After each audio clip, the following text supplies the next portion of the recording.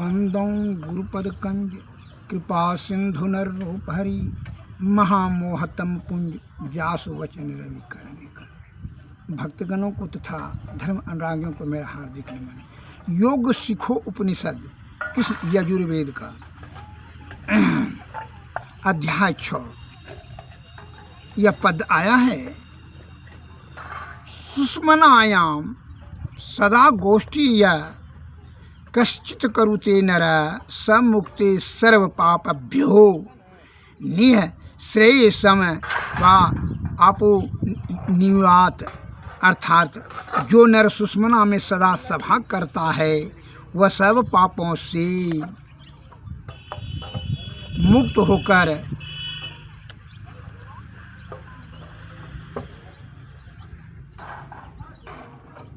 सच्चा कल्याण पाता है।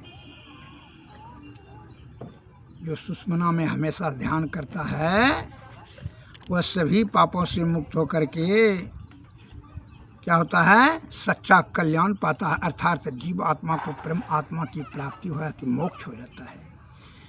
दूसरा पद्य में बता रहा है, सुष्मनैव परम तीर्थम सुष्मनैव परो जपः सुष्मनैव परम ध्यानम सुष्मनैव परा गति। अर्थात सुष्मना ही प्रधान तीर्थ है, सुष्मना ही प्रधान जप है, सुष्मना ही प्रधान ध्यान है और सुष्मना ही परा अर्थात ऊंची गति है। हम लोगों के जीवन के कल्याण करने के लिए हमारे महापुरुषों आदि विद्वान संत महात्माओं ने, ऋषि मुनि महर्षि ज्ञानियों ध्यानियों ने बड़ी आसीन कृपा कर करके यत्न पूर्वक पवित्र हृदय से यह सत्संग प्रवचन में इतना अनमोल सब ज्ञान दे दिए हैं कि हमारा जीव सूक्ष्म जीव का कल्याण हो जाएगा। लेकिन हम लोग उनके शब्दों का अवहेलना करके क्या करते हैं, विषय भोगी जो कि मानसिक रोगी है उसी का बात को अमल कर उसी का अनुसरण करते हैं, जिससे कि जीव आत्मा का दुर्गति हो जाता है। विषया आसक्त होकर करके लोभ मोह मद अहंकार तृष्णा भय क्रोध काम राग द्वेष ईर्षा इस सब में फंस जाता है। हे बंधुओं, आप समझने का अपने आत्मा में आत्मज्ञान से समझें कि कितना बड़ा कहा है कि जीव आत्मा का परम कल्याण कैसे हो, सुष्मना में ध्यान करने से। तो जब समझेंगे, ज्ञानियों का बात को समझेंगे, इसलिए कहते हैं संतन की मति अति गोई इसे जाने नहीं कोई। संतों के शब्दों अत्यंत गंभीर ज्ञान रहता है। लौकिक और अलौकिक दोनों सुख और परम सुख दोनों प्राप्त हो जाएगा उनके ज्ञान को अमल करने से। लौकिक रूप से मैं उदाहरण देता हूँ कि एक सेठ जी बहुत रुपया कमाए, छल कपट बेईमानी शैतानी जो करना था तो कर करके कमाए, व्यापारी करके। एक दिन जो है महात्मा जी उनके यहाँ आए, तो महात्मा जी का अच्छा भाई सेवा सत्कार किए, भोजन पानी दिए और सेठ जी सत्संग प्रेमी थे। कहा सेठ जी ने कहा, अच्छा महात्मन सुनाइए एक ठो ज्ञान का बात। कहा कि एक ज्ञान का बात सुनाएंगे तो 100 रुपये खर्च होगा, करके देंगे, सुनाइए। तो सुनाया कि जब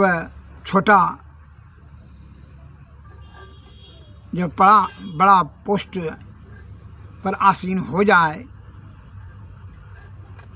उच्च पद अधिकारी हो जाए, उसको छोटा कहकर संबोधित नहीं करना चाहिए,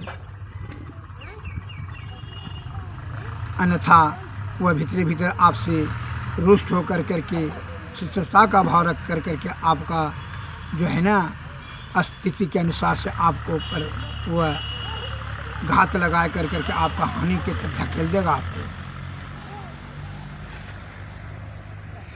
पहला ज्ञान, जो बड़ा हो जाए, छोटा भी बड़ा हो जाए, उसको छोटा के संबोधित नहीं हो। पहला ज्ञान का बात कि 100 रुपया हुआ। तो दूसरा कहानी सुनाइए ज्ञान का बात। दूसरा के लिए ज्ञान का बात लिख लिया सेठ जी ने। दूसरा कि जहाँ छोटे से काम हो जाए तो बड़ा को नहीं करना चाहिए। तीसरा ज्ञान की बात, जिसका इज्जत जाए उसका इज्जत को कभी उहारना नहीं चाहिए, ढक देना चाहिए। अच्छा, चौथा और सुनाइए ज्ञान की बात। चौथा कहा, जहाँ मन फट जाए वहाँ कदापि नहीं रहना चाहिए, अन्यथा प्राण से हाथ धोना हो जाएगा। ये 4 ज्ञान की बात कहा कि 400 रुपया दिया, 400 रुपया सेठ जी ने दे दिया। और चारों बात लिख कर करके वह क्या हुआ कि महात्मा जी चले गया और सेठ जी ने रख लिया। जीवन में कहा कि 400 रुपया में जो है ज्ञान का बात जो है सुने हैं, इसको अमल करेंगे जीवन में। लेकिन हाँ, अमल करना कहा है कि सुनी समझै मन मुदित मनो, मन जहीं जहीं अनुराग लहीं, 4 फल अक्षत जनो साधु समाज पर्याग। सुन करके जो समझ लेते हैं संत महात्मा ज्ञानियों ध्यानी बड़े बूझे बुजुर्गों का शब्दों को सुनकर जो समझ करके जो अमल करते हैं उन्हें सफलता सिद्धि मिलती है। 4 फल की प्राप्ति, धर्म अर्थ काम और मोक्ष, 4 चीज़ की प्राप्ति हो जाती है।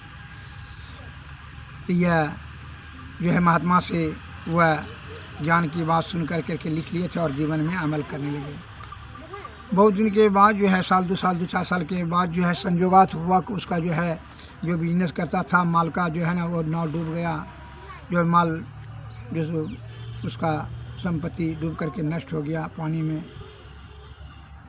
घाटा लग गया बिजनेस में, और जिसके कारण से ऋण पैसा भी लिया था, घर द्वार सब बिक गया। उसका मुंशी जो था बड़ा बच्चे बहुत पहले से रहता था, 15-20 बरस से उसके साथी में। और जब उसका घर द्वार बिक गया तो बड़ा कंगाल हो गया। अब खाने के लिए बड़ा मुश्किल हुआ। कहा कि अब जो है यहाँ रह कर के क्या करेंगे अपने बाजार में नगर में। कहा यहाँ जो अगर काम कोई करेंगे मेहनत मजदूरी वाला तो लोग हंसेंगे हमारे पर। प्रतिष्ठा को बचाने के लिए जो सेठ जी ने कहा कि भाई मुंशी जी तुम चले जाओ अपना। कहा नहीं सेठ जी, हम आपका साथ कभी नहीं छोड़ेंगे, क्योंकि इसलिए कि आपका हम नमक खाए हैं, आपको विपत्ति काल में कभी नहीं छोड़ेंगे, जाएंगे आपके साथ में रहेंगे, क्योंकि जैसा तुम्हारा इच्छा। वह सेठ जी के साथे में जो है प्रदेश चले गए। प्रदेश में जैसे गया था जो है वह कोठरी में था, सत्तू खा लिया था। वो काम ढूंढेंगे सवेरे जो है स्नान करके पोखर से निकल ही रहा था तो उधर से जो है देखा कि एक तो हाथी आया सुर में मल्ला लेकर के।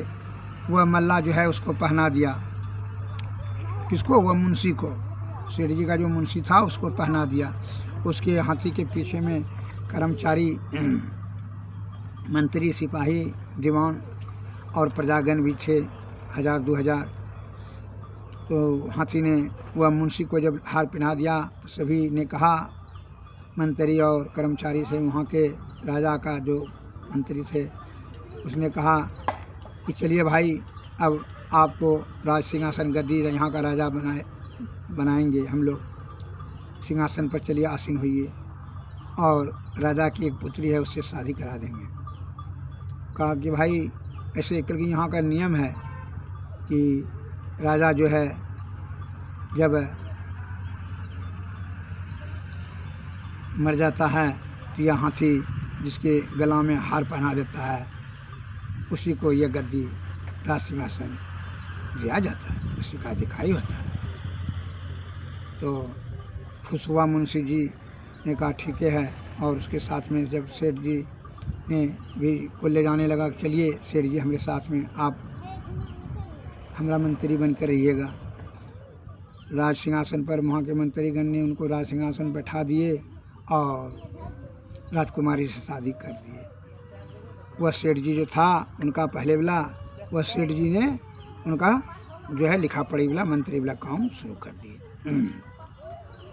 तो कहा ठीक है, अच्छी बात है, यह सौभाग्य की बात है, भाग ने पलटी खाया। वह सेठ जी ने राजा साहब करते थे। वह कहा कि महात्मा जी के ज्ञान को अमल करते थे। वह कभी ने अपना मुंशी नहीं कहता था, वह राजा साहब ही कहने लगे जैसे वह राजा हुआ था। अब जिससे शादी हुआ वह रानी, एक दिन की बात हुई कि वह राजा साहब किसी कार्य से दूसरे राज्य गए थे। अब यह सेठ जी जो है मुंशी मंत्री जो था नहीं थे। वह जो रानी थी वह दीवान से जो है प्रेम करती थी और उसी के साथ वह बहुत पहले से ही वह उसके साथ प्रेम जाल में फंस गई थी। तो अब जब मुंशी जी व सेठ जी जब गए जो शौचालय जा रहे थे तो ही रास्ते से पुरानी के महल के रास्ते से खिड़की खुला था, देखा दोनों को सोया हुआ था जो है अर्धवस्त्र में। तो सेठ जी ने जो मंत्री बने हुए थे उन्होंने सोचा कि अगर दूसरा कोई दासी उसी सेवक देख लेंगे तो प्रतिष्ठा छिन्न हो जाएगा, शोर हो जाएगा, तो अच्छी बात नहीं होगा। वो अपना चद्दर से ही वह खिड़की को ढक दिया। कहा कि महात्मा जी ने कहा जिसका इज्जत जाए उसको इज्जत ढक देना चाहिए। तो महात्मा जी के ज्ञान को वो अमल करते थे, वह जो है वह ढक दिए और जो है फिर वो चले गए। अब सवेरे जब वह सो करके उठी तो देखा वो दीवान ने और रानी ने किया तो वही सेठ जी का जो मंत्री है उसी का चादर है। वो तो देख लिया उसका साथी है, बहुत बड़ा मुश्किल है, वो तो कह देगा राजा को क्या उसका साथी है।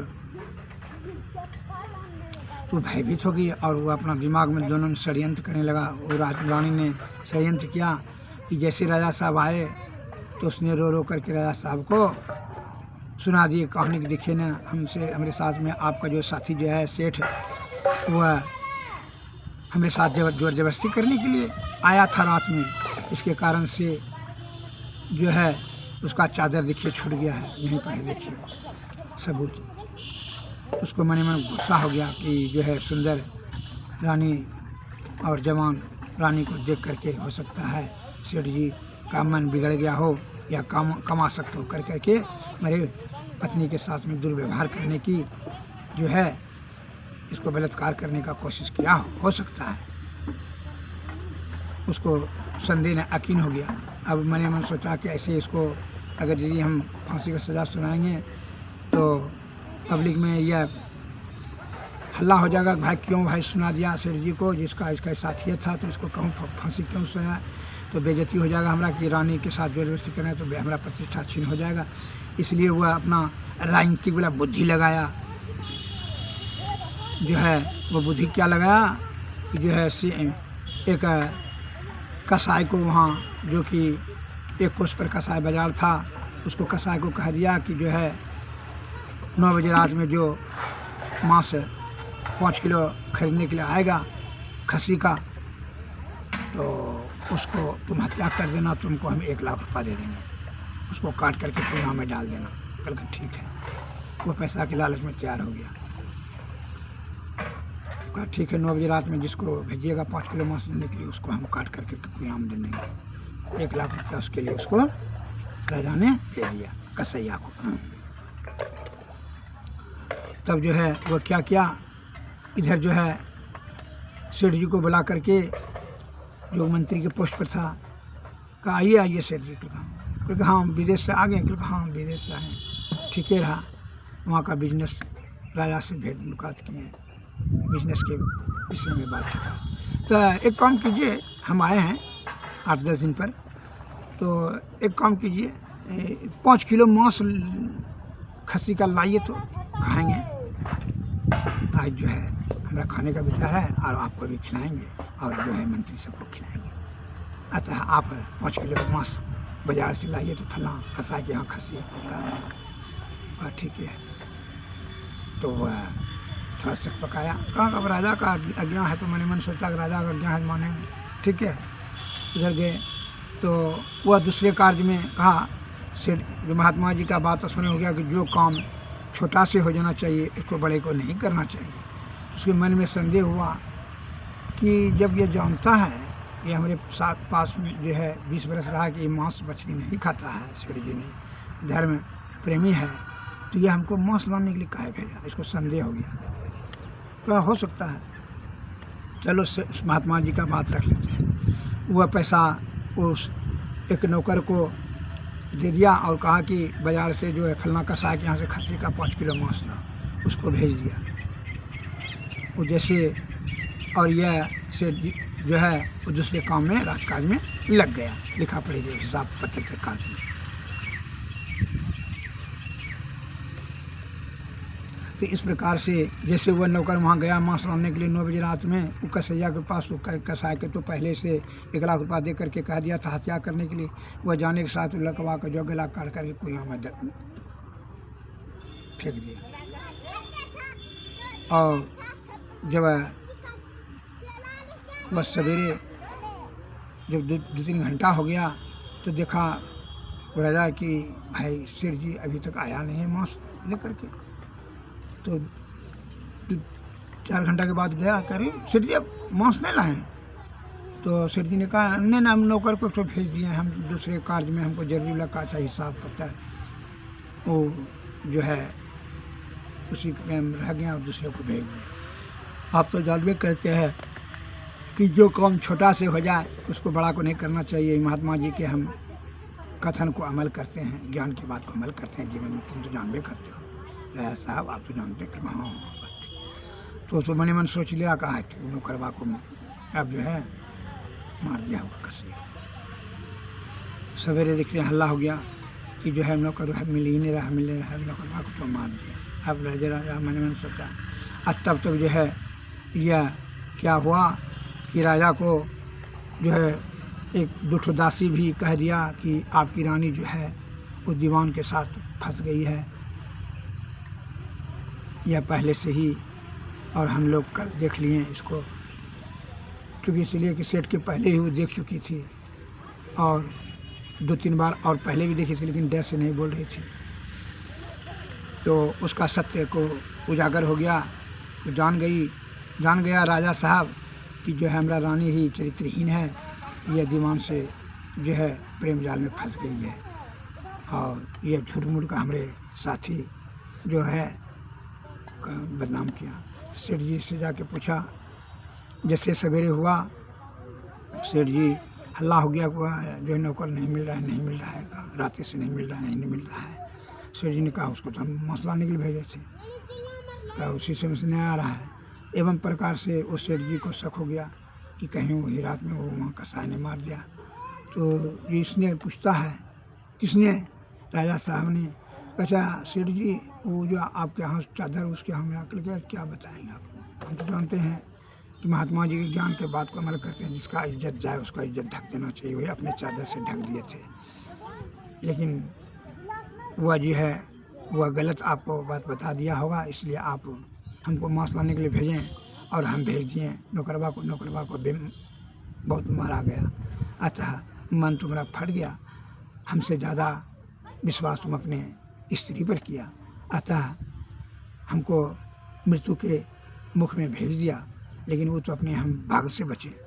अतः तुम्हारा मन फट गया, और जब मन फट गया अब हम एक क्षण भी यहाँ नहीं रहेंगे तुम्हारे साथ। कहने नहीं रहिए, हमको क्षमा कर दीजिए सेठ जी, क्षमा कर दीजिए, माफ़ कर दीजिए, अब ऐसा गलती नहीं करेंगे। क्योंकि सुनो, अब तो हम रहेंगे नहीं, किसी प्रकार को कोई प्रलोभन दोगे तो हम नहीं रहेंगे, चाहे भीख मांग के। क्योंकि इसलिए कि तुम्हारे चलते नज़र में तो हम मर गए। तो हमको जब मरवाने के लिए ही भेज दिया, उसके बाद पर स्त्री के त्रिया चरित्र मनुष्य से भागस वर्षा काले दैवो नहीं जानती, तो मनुष्य कुत्ता है। तुम इतना नहीं जान सके। अगर यदि तुमको महात्मा जी के बात को अमल करना है तो तुम हमारे साथ में चल सकते हो, लेकिन यहाँ अब राजकाज में नहीं रहेंगे, ये हराम का कमाई नहीं खाएंगे। लेकिन उसको तो राज सिंहासन का और रानी का सबका तो लालच था। वह धन के लोभ में रह गया। तो कहा नहीं हमने मानेंगे। वो सेठ जी चला गया और सवेरे 8 बजते होते चला गया, निकल गया। ये जो है अब ये कतनों समझावे रानी को कि जब हम ही हैं तो दीवान के साथ। कहा किसने कहा, या आपको गलत बोलते हैं। वह रानी ने जो है वह नौड़ी को जो है बर्खास्त कर दिया और कहा झूठ तो बोलती है, और गुस्सा जाहिर किया। बस जो है उसको जो मारपीट किया तो रानी ने कहा कि नहीं हम तो सेठ जी के दबाव में झूठ भर बोल दिया। इन्हें सेठ जी के दबाव में, सेठ जी के कहने पर जो है हम बोले थे महाराज ये रानी आपका बढ़िया है, क्योंकि रानी ने उसको धमकाया मौत का सजा दे देंगे। तब जो है ये फिर रहने लगा। लेकिन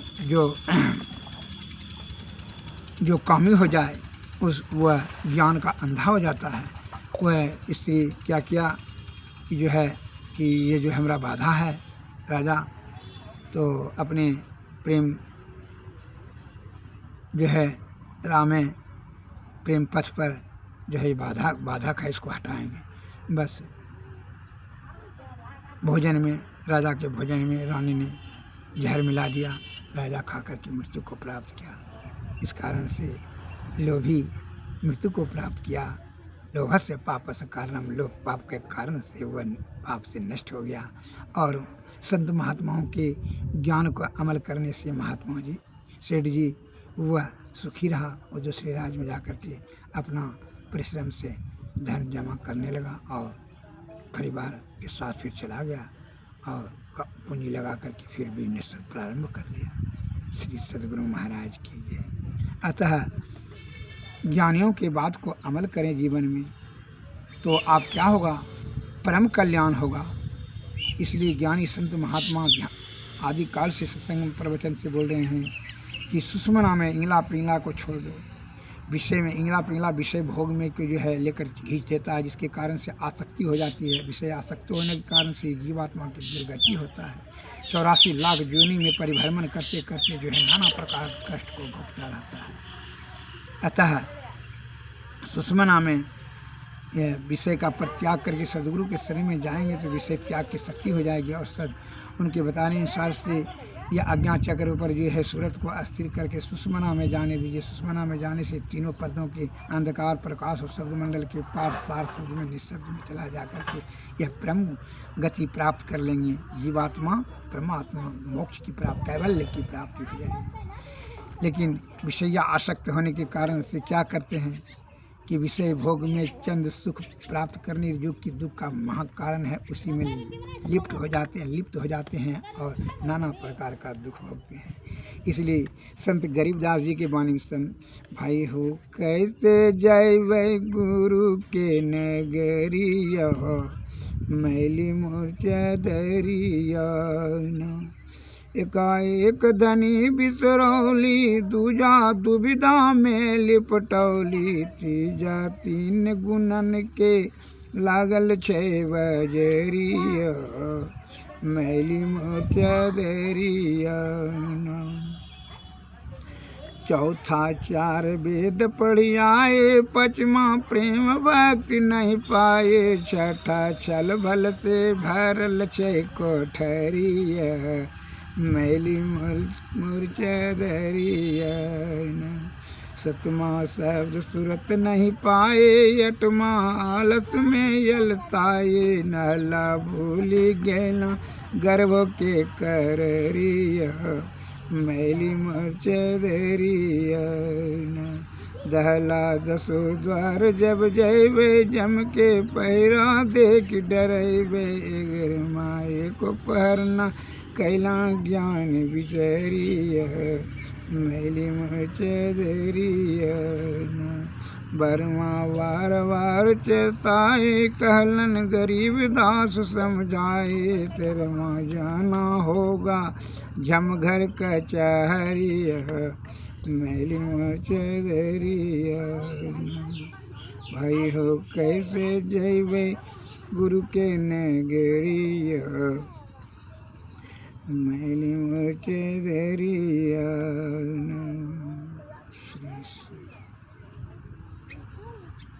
श्री सद्गुरु।